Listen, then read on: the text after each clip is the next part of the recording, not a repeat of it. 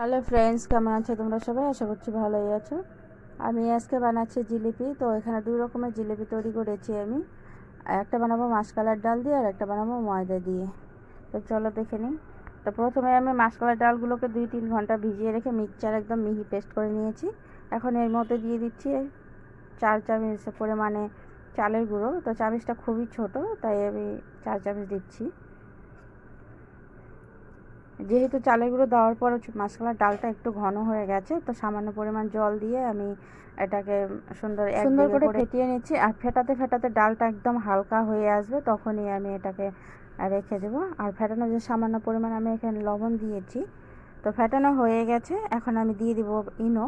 তো আমি পুরো ইনোটা দিইনি, অল্প দিয়েছি, একটু আছে, রেখে দিচ্ছি।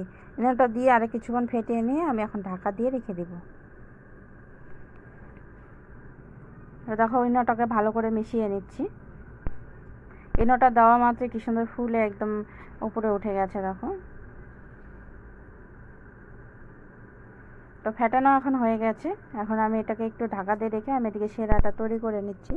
তো শিরা তৈরি করার জন্য আমি এখানে এক বাটি পরিমাণে দিয়ে দিলাম চিনি, আরও হাফ বাটি, পুরোপুরি 1.5 বাটি চিনি আছে। আর আমি 1.5 বাটি পরিমাণে জল দিয়ে দিব। যেহেতু জিলিপির শিরা একটু পাতলাই হয়, তো চিনির মতো জল দিয়ে দিয়েছি। আর এখন গ্যাসটা ধরিয়ে দিলাম।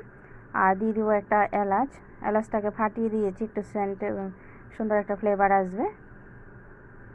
তো চিনিটাকে সুন্দর করে জাল করে নিচ্ছে। তো চিনিটা দেখো ফুটে উঠেছে। তো একটু হালকা চিটচিটে ভাব হবে, সে পর্যন্ত অপেক্ষা করব। তো দেখো চিনিটা রেডি হয়ে গেছে, একটু চিটচিটে ভাব হয়ে গেছে। এখন এর মধ্যে দিয়ে দিচ্ছি লেবু, যাতে চিনির রসটা জমে না যায়। আর দিয়ে দিব সামান্য পরিমাণ ফুড কালার। লেবুটা দিয়ে আমি এখন গ্যাসটা বন্ধ করে দিয়েছি। আর এখন এর মধ্যে ফুড কালার মিশিয়ে দিচ্ছি। তো আমি এখানে রেড ফুড কালারটা ব্যবহার করছি।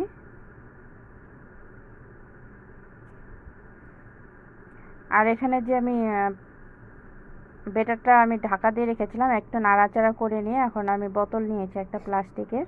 তো প্লাস্টিকের বোতলের মতো ভরে নেব। তো আরেকটু ভালো করে আমি ঘুরিয়ে সুন্দর করে মিশিয়ে নিলাম। আর এরকম একটা বোতল নিয়েছি। যেহেতু বোতলে ডাইরেক্টলি ভরা যাবে না, তো একটা গ্লাসের মধ্যে ভরে আমি বোতলে ভরে নিচ্ছি। আর এখানে তেলটা আমি হালকা হিটে গরম করতে আগে থেকে দিয়েছিলাম। এখন জিলিপিগুলো ভাজতে দিয়ে দিচ্ছি। তো জিলিপিগুলো দেখো সুন্দর একদম কড়া করে ভেজে নিয়েছি। সুন্দর কড়া করে ভাজা হয়ে গেছে। এখন ডাইরেক্টলি আমি শিরার মধ্যে দিয়ে দিচ্ছি। শিরার মধ্যে ভালো করে ডুবিয়ে নিয়ে আমি তুলে নেব। তো সাথে সাথে শিরার মধ্যে ভালো করে না ডুবালে শিরাটা টানতে যাবে না।